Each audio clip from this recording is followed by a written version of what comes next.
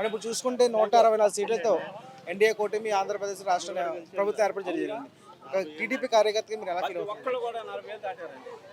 అంటే ఇక్కడ మనం చూస్తే ఇది ప్రజా విజయం అండి. ప్రజలే ఇక్కడ విజయం మొత్తం ప్రజలదే అండి. ఏ పార్టీ దగ్గర అట్లానే కాదు. ఫ్రీడమ్ ఫ్రీడమ్ వచ్చిందండి. చాలా వరకు ఏంటంటే అందరూ ప్రజాస్వామ్యం కుక్కట వేళతో పెకిలిచిపోయింది. ఇదంతా నియంత్ర పాలనల కింద ఫీల్ అయ్యారు అందరూ.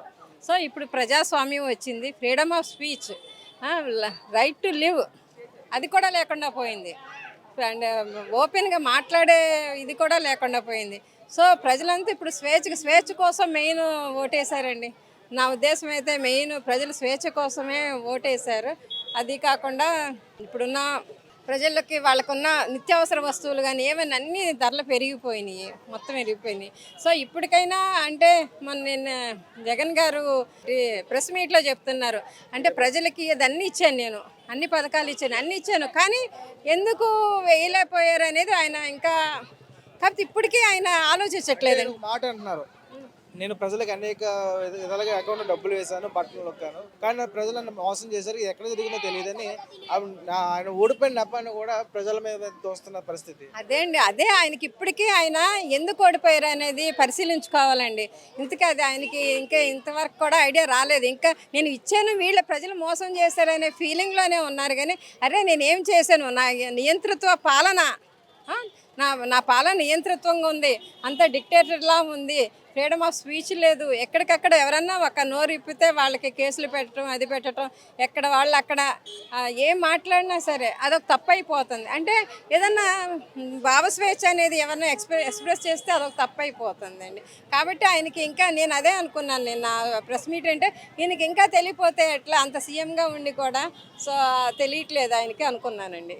అయితే చూసుకుంటే జగన్మోహన్ రెడ్డి మంత్రిత్వ శాఖలో ఒక జగన్కి తప్ప మిగతా మంత్రులు ఎవరిలో కూడా విజయం సాధించలేని పరిస్థితి. వాళ్ళు కూడా ఇది కొన్ని ఈవీఎం ట్యాంపరింగ్ అంటున్నారు, లేకపోతే ఎలక్షన్ కమిషనర్ కొన్ని విషయాల్లో మమ్మల్ని మోసం చేశారని వాళ్ళు అంటున్నారు పరిస్థితి. అస్సలు కాదండి, ఇది ప్రజల్లో నుంచి వచ్చిన తిరుగుబాటు అండి. కేవలం ప్రజల్లో వచ్చిన తిరుగుబాటు. మీరు కనుక ఎలక్షన్ రోజు చూస్తే అసలు ఓల్డ్ పీపుల్ ఏంటి, ఫిజికలీ హ్యాండిక్యాప్డ్ పీపుల్ ఏంటి, ఎక్కడెక్కడ వాళ్ళంతా అసలు వచ్చేసి క్యూలు కట్టి అసలు మండు టెండల్లో అదేండి.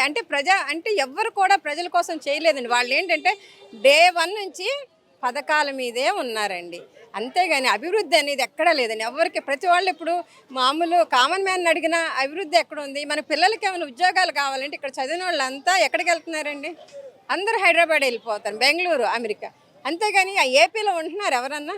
అసలు అభివృద్ధి ఎక్కడుందండి? అసలు ఒక ఇండస్ట్రీస్ కానీ ఏమన్నా వచ్చినాయా? ఇండస్ట్రీస్ రాలే. ఇండస్ట్రీస్ పెడదాం అనుకున్న వాళ్ళు కూడా అందరు తరలి వెళ్ళిపోయారు. ఇంకా మీకు ఎంప్లాయ్మెంట్ ఎక్కడ ఉందండి? ఎంప్లాయ్మెంట్ లేదు, ఏమీ లేదు. మరి కామన్ మ్యాన్ కానీ అందరికీ ఒక అర్థం అవుతుందండి క్లియర్గా. ప్లస్ ఇక్కడ ఏమి కూడా రోడ్లు ఎలా ఉన్నాయి, మీరు ఇందాక అడుగుతున్నారు గుడివాడ, అసలు ఆ విజయవాడ నుంచి గుడివాడ వెళ్ళాలంటే రోడ్డు అండి ఎలా ఉంటుంది? అసలు ఎక్కడైనా అభివృద్ధి ఉందా? 20 సంవత్సరాలుగా 4 దఫాలుగా ఎమ్మెల్యే చేసినట్టుగా గుడివాడ నాని గారు, అంటే ఇప్పుడు అందరికీ బూతుల మంత్రి అంటే అందరికీ అర్థమయ్యే పరిస్థితి. ఆయన గురించి మీరు ఆయన 20 సంవత్సరాలు కూడా ఆధిక్యాన్ని ఓడించి ఆయన ఓడించి వెనుగల రామ గారు విజయం సాధించడం జరిగింది 50,000 మెజారిటీతో. అంటే నాని గారికి ప్రజలతో ఎక్కువ అనుబంధం ఉంటుందండి. ఆయన అంటే ప్రజలతో, అక్కడ గుడివాడ ప్రజలతో ఎక్కువ ఏంటంటే ఇంటిమసీతో ఉంటారు. అందుకంటే వాళ్ళు ఓన్ చేసుకున్నారు. అందుకు 3 times కూడా ఆయన గుడివాడ అభివృద్ధి ఉన్నా లేకపోయినా ఆయన ఉండాలి అని ఇతో వచ్చారండి.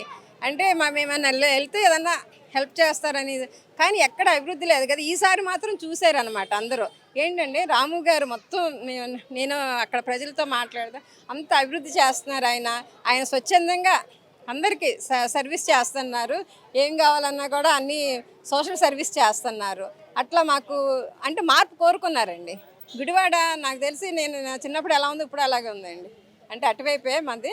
ఇప్పుడు ఎలా ఉంది, అసలు డెవలప్మెంట్ అనేది లేదండి, కానీ అభివృద్ధి ఏమి లేదండి. కానీ ప్రజలు ఇప్పటికన్నా వాళ్ళు ఎట్లన్నా అభివృద్ధి ఉంటుందేమో అనే అభివృద్ధి. ఇప్పుడు ఓవరాల్గా ఏపీ అంతా చూస్తే అభివృద్ధి వైపు చూస్తున్నారండి. ఓవరాల్గా చూస్తే వాళ్ళు ఎన్ని పథకాలు ఇచ్చినా ఏమి ఇచ్చినా అభివృద్ధి కూడా కావాలని చూస్తున్నారండి. అది మీరు చెప్పండి. ఇప్పుడు మన రాజధాని అమరావతి చేస్తామని ఎప్పటి నుంచో బాబు గారు అంటూ ఉన్నారు.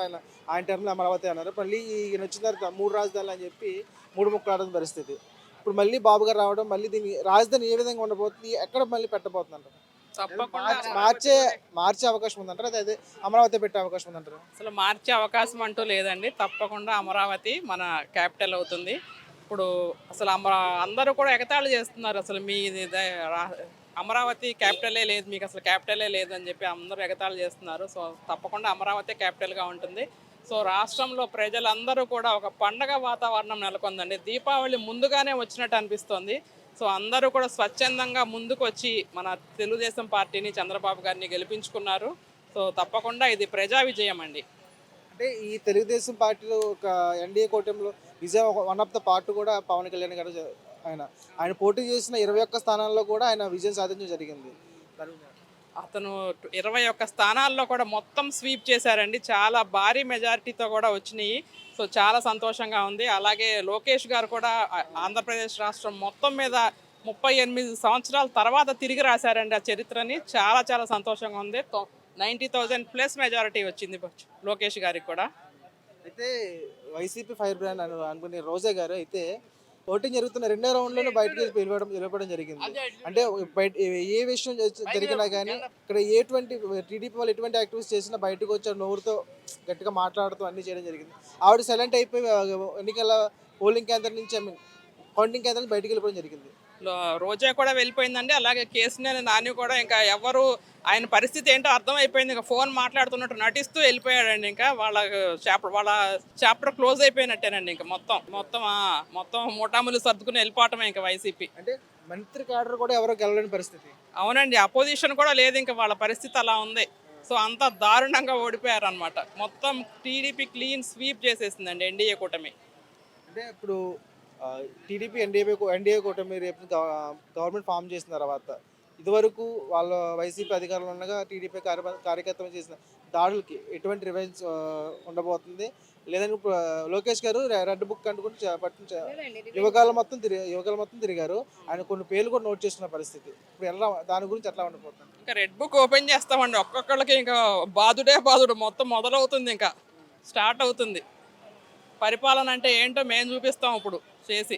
అంటే చంద్రబాబు నాయుడు గారు చెప్పటం ఏంటంటే మనకి రివెంజ్ అనేది లేదు. రివెంజ్ అని కాదు, మన అభివృద్ధి వైపు మన ప్రజా సంక్షేమమే చూస్తాము. ఈ రివెంజ్లు అవన్నీ కూడా మనకు వద్దు అలాంటివి అని చెప్పారండి. సంక్షేమం అంటే ఇప్పుడు జగన్మోహన్ రెడ్డి ఇచ్చిన సంక్షేమాలు చూస్తే మనం కొన్ని హేళన చేయడం జరిగింది, శ్రీలంకలో అవుతుంది అని. కానీ దానికి మించి సంక్షేమాలు టీడీపీ ప్రభుత్వం ఇవ్వడం జరుగుతుంది. అంటే ఎలా చేయబోతున్నారు? ఇప్పటికే చాలా లోటు బడ్జెట్లో ఉన్న ఆంధ్రప్రదేశ్ కదా. అంటే వెల్త్ని క్రియేట్ చేయాలండి. అంటే ఇప్పుడు మనకి డబ్బుని మనం ఎలా సంపాదించి మనం పంచవచ్చండి. అంతేగానికి మనకు ఉన్నది కాకుండా మనం అప్పులు చేసేసి చేస్తే ఎట్లా అండి? సో చంద్రబాబు నాయుడు గారు ఏంటంటే ఆయన క్రియేట్ చేస్తారు, తప్పకుండా సంపదను క్రియేట్ చేస్తారు. చేయగల సత్తా ఉంది ఆయనకి. చాలా తెలివితేటలు ఉన్నాయి, అన్నీ ఉన్నాయి. కాబట్టి తప్పకుండా మనం అప్పులు చేయకుండానే చేయగలమండి. ఈ పథకాలన్నీ చేయగలము. ఇదైతే